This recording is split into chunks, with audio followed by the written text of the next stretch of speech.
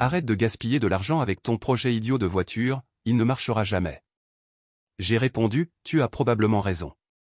Et malgré tout, j'ai fini par la restaurer. Quand la maison de vente m'a appelé pour offrir 180 000 $ pour mon gaspillage d'argent. Moi, homme de 38 ans, je viens de vendre ma Dodge Charger RT 1969 pour plus d'argent que je n'en avais jamais vu de ma vie. Mon ex-petite amie Monica, 36 ans, dit maintenant qu'elle mérite la moitié parce que nous étions en train de construire une vie ensemble. Laissez-moi vous raconter comment nous en sommes arrivés là. Il y a 3 ans, j'ai trouvé la Charger arrêtée dans une vieille grange. Le type vendait la propriété de son père décédé. Il n'avait aucune idée de ce qu'il possédait. La voiture était ruinée, rouille, moteur bloqué, intérieur détruit par les rats. Mais moi, je savais ce que c'était. Numéro d'origine concordant, 440 Magnum, couleur d'usine émi-orange, une parmi peut-être 200 fabriquées exactement avec cette configuration. Je l'ai acheté pour 8500 $ en liquide. L'argent que j'économisais depuis 5 ans. Monica et moi sortions ensemble depuis environ 6 mois quand je l'ai acheté. Elle n'était pas du tout contente. 8000 pour un tas de rouille? Tu es fou? C'est une vraie RT, ai-je dit. Elles deviennent de plus en plus rares. Mais elles ne roulent même pas. Tu aurais pu acheter une jolie Honda d'occasion. J'ai essayé d'expliquer la valeur potentielle, l'histoire, le fait que des trouvailles de grange comme ça étaient de plus en plus rares. Elle a levé les yeux au ciel. Les hommes et leurs jouets. Quel gâchis. J'ai stocké la voiture dans l'atelier de mon ami Rick. Il avait de la place. Je lui payais 200 $ par mois pour le box. J'ai commencé à bricoler tous les week-ends. La réaction de Monica, c'était toujours de la négativité constante. Encore un samedi dans ce stupide garage. Combien tu as gaspillé en pièces cette semaine? Tu sens l'huile moteur. C'est dégoûtant. Tu tiens plus à ce tas de ferraille qu'à moi. Le problème, c'est que je ne la négligeais pas. Nous avions toujours des soirées en amoureux. Je payais toujours les dîners, les voyages, tout. Mais Dieu m'en garde de dépenser mes samedis après-midi sur mon projet avec mon propre argent. La première année a été essentiellement du démontage et de la réparation de la rouille. J'ai dépensé environ 4000 $ en matériaux, outils, panneaux de remplacement. Monica tenait les comptes. Ça fait déjà 12 000 pour une voiture qui ne roule même pas. En fait 12 500 si tu comptes le stockage, disait-elle, comme si elle faisait les comptes pour un audit fédéral. La deuxième année, j'ai reconstruit le moteur. Révision complète. Piston neuf, arbre à cames, culasse, tout usiné. Encore 6 000 de plus. Monica a explosé. 18 000. Tu aurais pu acheter une vraie voiture qui fonctionne. Je disais, ça vaudra plus quand ce sera fini. Mais si jamais c'est fini. Si jamais ça roule. Tu es délirant. Le point de rupture est arrivé il y a 6 mois. J'ai enfin réussi à faire démarrer la voiture. En toussant, mais démarrant. J'ai filmé la première mise en route après 2 ans et demi. Le 440 rugissant de nouveau à la vie. Cet échappement magnifique. J'étais ému, je ne vais pas mentir. J'ai posté la vidéo en ligne et la communauté automobile a explosé. Plus de 50 000 vues en une semaine. C'est là que les offres ont commencé à arriver.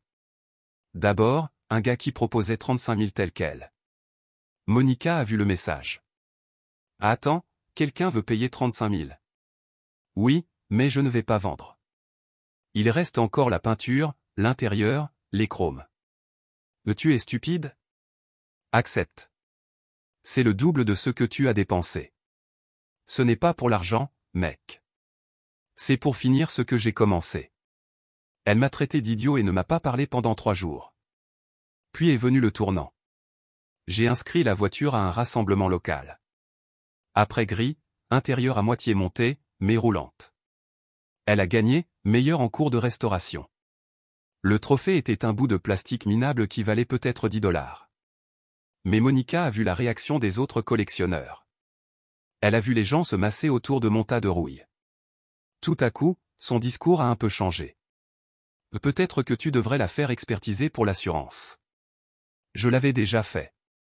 Évalué à 65 000 dans l'état actuel. Sa mâchoire est tombée.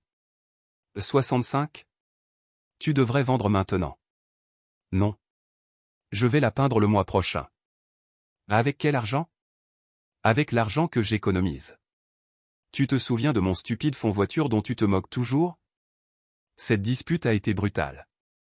Elle m'a accusé d'être égoïste, financièrement irresponsable, obsédé par une voiture idiote. Elle a dit que je choisissais la charger au lieu de notre avenir. Quel avenir, Monica? Celui où tu ridiculises constamment mes passions? J'essaie de t'aider à voir la réalité. La réalité où mon tas de rouille vaut déjà 65 000 et monte encore. Elle est partie en claquant la porte. Nous n'avons pas rompu cette nuit-là, mais c'était imminent. 2 semaines plus tard, j'ai découvert la vraie raison de sa colère. Première mise à jour. La peinture, c'est ce qui nous a séparés, mais pas de la manière que vous imaginez. J'avais mis de côté 12 000 pour une peinture et une carrosserie professionnelle. Restauration complète de la caisse, alignement parfait des panneaux, finition de niveau exposition dans la couleur d'origine et mi-orange. Monica a trouvé la facture de l'atelier sur mon bureau. 12 000 pour une peinture? C'est une restauration complète de carrosserie, pas seulement une peinture. C'est insensé. C'est un apport pour une maison.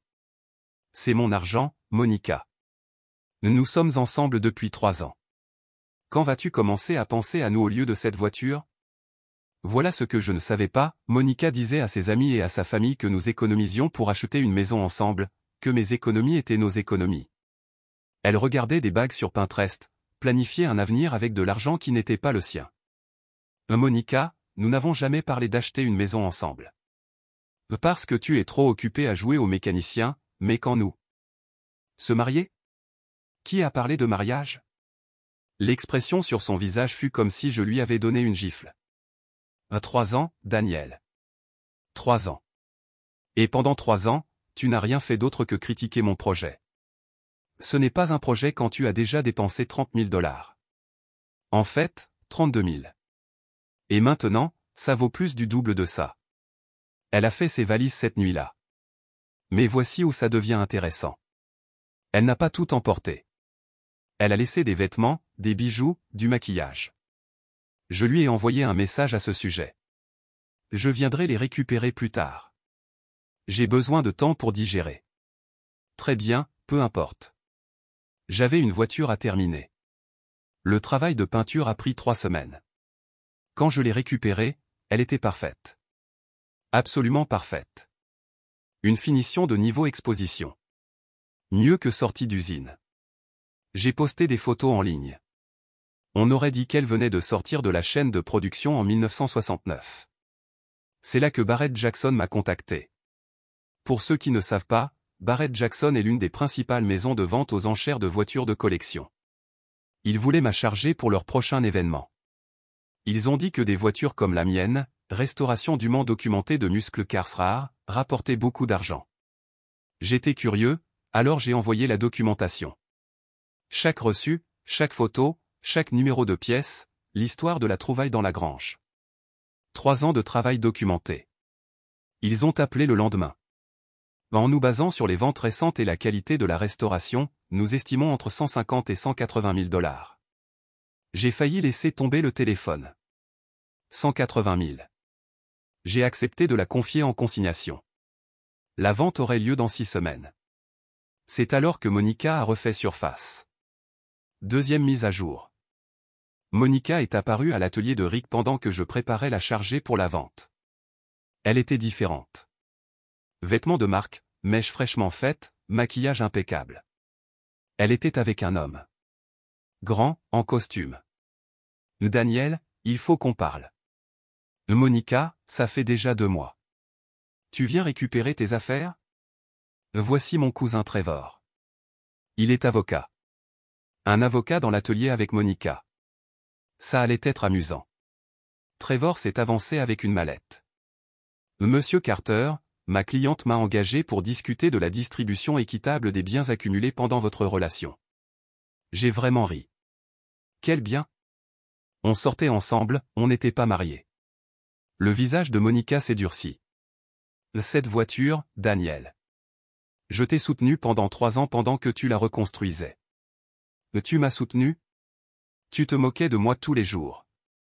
Je payais les courses, les dîners. Je contribuais à notre vie pendant que tu dépensais tout pour cette voiture. Nous partagions les courses moitié-moitié.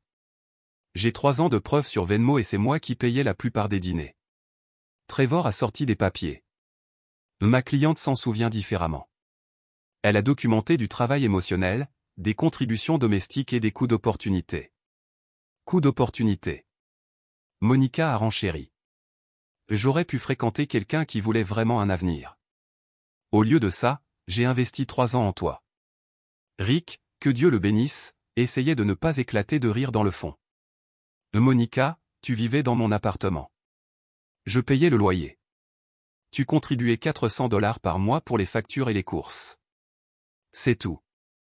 J'ai aidé avec la voiture. Nomme une seule chose que tu as faite. Je t'ai donné du soutien émotionnel.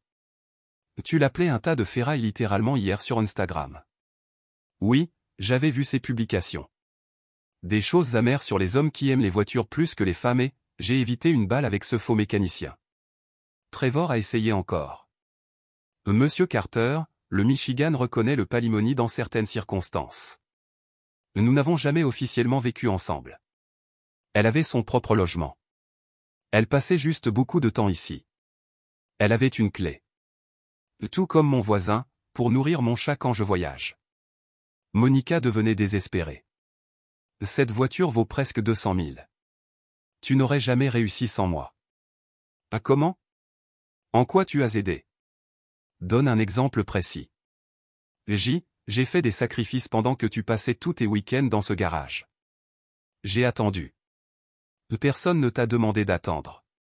En fait, tu passais ces week-ends avec tes amis, à dépenser dans des vignobles et à poster là-dessus. J'ai les captures d'écran Instagram. Alors elle a sorti ce qu'elle croyait être sa carte maîtresse. Je suis enceinte. L'atelier est tombé dans un silence mortel. Rick a laissé tomber une clé à molette. Quoi? Je suis enceinte, Daniel. 6 semaines. J'ai vite fait le calcul. Monica, j'ai fait une vasectomie il y a 5 ans. Son visage est devenu livide. Trevor s'est mis à tripoter nerveusement les papiers. Ça ne. Tu mens. J'ai la documentation dans mon pick-up. J'ai aussi fait un test l'an dernier pour m'assurer que ça fonctionnait. Tir à blanc, Monica. Trevor a refermé la mallette. Je crois que nous en avons terminé ici. Trevor, tu es mon avocat. Tu m'as dit que tu étais enceinte de son enfant. Ça change tout. Elle a déclenché les larmes. Daniel, s'il te plaît. J'ai fait une erreur, mais on est resté ensemble 3 ans. Ça doit bien compter pour quelque chose. Oui, ça compte. Ça compte comme 3 ans où tu as rabaissé ma passion pendant que tu prévoyais de dépenser l'argent que j'ai gagné. Elle a tenté une dernière fois. Je vais rendre ça public. Dire à tout le monde que tu m'as utilisé et jeté quand tu es devenu riche. Vas-y. J'ai 3 ans de messages où tu appelles mon projet stupide, inutile et une perte de temps. Sans parler de ton post de la semaine dernière où tu me traites de faux mécanicien fauché. Elle est partie furieuse. Trevor a marmonné des excuses et l'a suivi. Je pensais que c'était fini. Mais non. 3e mise à jour.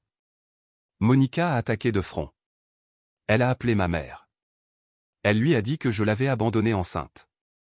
Maman m'a appelé paniquée jusqu'à ce que je lui explique la situation de la vasectomie. Ensuite, ma mère est devenue furieuse contre Monica. Cette petite sorcière menteuse. Je ne l'ai jamais aimée. Ensuite, Monica a essayé d'appeler mon assurance. Elle a appelé l'assureur en se faisant passer pour ma femme, essayant d'obtenir des informations sur la police de la charger. Ils m'ont appelé pour confirmer et j'ai demandé de bloquer le compte. Mais le sommet du désespoir est arrivé quand elle est apparue au preview des de Barrett Jackson. J'étais là avec la chargée, en train de parler avec des acheteurs potentiels. La voiture était magnifique sous les projecteurs, avec des collectionneurs sérieux examinant chaque détail. Et voilà Monica qui débarque, tout apprêtée, marchant comme si elle possédait l'endroit. Elle a commencé à dire aux gens qu'elle était ma partenaire et à raconter notre histoire de restauration. 3 ans de travail acharné, mais nous n'avons jamais abandonné. Un collectionneur lui a demandé des précisions sur la reconstruction du moteur. Elle a bafouillé. Ah, oui, le moteur. Nous avons mis un gros moteur. Quel cylindré? Le plus gros de tous. Le type m'a regardé, perplexe. J'ai pris la conversation en main. C'est un 440 Magnum d'origine, numéro concordant, 375 chevaux en sortie d'usine. Elle n'a pas participé à la restauration. Monica a essayé de sauver la face. J'ai été son soutien émotionnel. Une collectionneuse plus âgée a éclaté de rire. Chérie, je restaure des voitures depuis 40 ans. Le soutien émotionnel ne reconstruit pas les carburateurs. La sécurité a fini par escorter Monica dehors après qu'elle s'est mise à crier sur des « biens communs » et un « mariage de fait ». Les organisateurs de la vente n'ont pas trouvé ça drôle du tout. Ce soir-là, sa mère m'a appelé. Donna avait toujours été raisonnable, alors j'ai décroché. Daniel, je suis désolé pour ce que Monica a fait, mais tu dois comprendre qu'elle voyait un avenir avec toi. Elle voyait des dollars, Donna. Ce n'est pas la même chose. Elle t'aimait. Elle aimait l'idée que je paie son style de vie. Est-ce qu'elle t'a dit qu'elle avait prétendu être enceinte? Un long silence. Elle a quoi? Elle a voulu de l'argent. Elle a dit être enceinte. Elle a oublié que j'avais fait une vasectomie. Mon Dieu. Je suis désolé, Daniel. Je ne l'ai pas élevée pour qu'elle devienne comme ça. Ce n'est pas ta faute, Donna. Combien vaut la voiture maintenant? L'estimation de la vente, entre 150 et 180 000. Un sifflement de l'autre côté du fil. Bravo, mon cher. Tu le mérites. Au moins quelqu'un dans cette famille a de la classe. 4e mise à jour. Mon Dieu, la vente aux enchères a été folle. La chargée est passée en prime time le samedi soir, réservée aux meilleures voitures. L'arène était pleine à craquer. Les enchères ont commencé à 80 000. Elles ont atteint 100 000 en 30 secondes. 120 000 en 1 minute. Deux collectionneurs sérieux se sont livrés à une guerre d'enchères, l'un propriétaire d'un musée de muscles cars et l'autre connu pour posséder la meilleure collection privée de mopards du pays. 140 000. 160 000. 175 000. Mes mains tremblaient. 180 000. 185 000. Une fois. Deux fois. 190. Cria quelqu'un du fond. Vendu. 190 000 $. 190 000 pour mon tas de rouille. Mon gaspillage d'argent. Mon projet idiot qui ne roulerait jamais. Après les frais, il me restait environ 170 000 net. J'étais sous le choc quand mon téléphone a explosé. Monica avait regardé la diffusion en direct. Tu as menti sur le prix. Non. L'estimation était 150 à 180. Ça a dépassé. Je mérite la moitié. La moitié de quoi? De ma voiture que j'ai achetée avec mon argent et restaurée avec mon travail? Je vais te poursuivre. Bonne chance. Et elle a essayé. Vraiment essayé. Mise à jour finale. Monica a intenté une action devant le tribunal des petites créances, réclamant le maximum, 10 000 $. Motif, enrichissement injuste et rupture de contrat implicite. Je suis arrivé avec un dossier de preuves, 3 ans de reçu montrant que j'avais tout payé pour la voiture, capture d'écran d'elle appelant le projet inutile, les papiers de la vasectomie. Le juge a trouvé ça hilarant. Historique Venmo montrant que nous partagions équitablement les dépenses ménagères. Ces preuves à elle? Des photos de nous deux ensemble et un cahier écrit à la main avec des dépenses, supposées, mystérieusement sans reçu. Le juge a mis 5 minutes. Madame, vous sortiez ensemble. Il possédait déjà la voiture avant de vous connaître. Il a payé toute la restauration. Vous n'avez aucun droit. Affaire classée. Mais ce n'est pas tout. Elle racontait partout qu'elle était enceinte pour susciter de la sympathie. La rumeur est arrivée jusqu'à son vrai petit ami. Oui, elle avait commencé à fréquenter quelqu'un d'autre juste après notre rupture. Il a découvert qu'elle lui avait dit que le bébé était de lui. Il a rompu quand il a appris le mensonge. Sa mère m'a rappelé une dernière fois. Daniel, je suis mortifié. Elle a admis qu'elle n'avait jamais été enceinte. Elle pensait que si elle réussissait à obtenir de l'argent de toi, elle impressionnerait Bradley. Bradley, le nouveau petit ami, un type de la finance qui, apparemment, ne sort qu'avec des femmes fortunées. Je suis désolé qu'elle t'ait fait subir ça, Daniel. Le plus triste?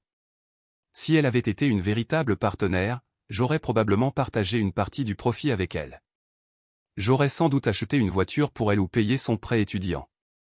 Mais elle a montré qui elle était vraiment. Quant à moi, j'ai remboursé ma maison, investi la majeure partie et acheté un autre projet, une Plymouth Cuda 1970 qui a besoin de tout. J'ai déjà commencé à documenter la restauration. Ma nouvelle petite amie, Anna, trouve ça génial. Elle apprend même à souder pour m'aider sur les planchers. Le week-end dernier, elle m'a surpris avec un catalogue de pièces qu'elle avait elle-même recherchées et classées par priorité. Voilà la différence entre une partenaire et un parasite. Monica poste encore des mèmes amers sur les hommes qui aiment les voitures plus que les femmes. La dernière nouvelle que j'ai eue, c'est qu'elle essayait de sortir avec un type de la crypto qui conduit une BMW de location. Bonne chance avec ça. La charger? L'acheteur l'a mise dans son musée avec une plaque racontant l'histoire. Il m'a envoyé des photos. Des milliers de personnes la voient chaque année. Mon tas de rouille. Mon gaspillage d'argent.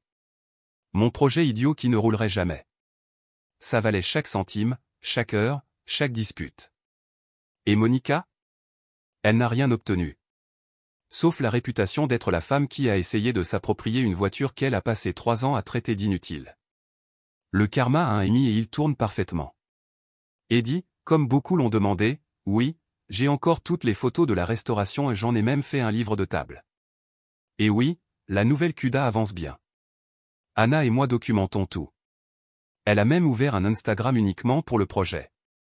Ses soudures sont déjà meilleures que les miennes la première année. Ah, et Monica a tenté de me contacter la semaine dernière pour parler de clôture. Je lui ai envoyé la photo de la plaque au musée. C'est la seule clôture dont elle a besoin. Commentaire Madame Reddit. Drôle comme la voiture a commencé comme un tas de roues inutiles et a fini par valoir 190 000 $, alors que Monica a commencé comme l'amour de sa vie et a fini par valoir moins qu'une BMW de location d'un crypto-boy.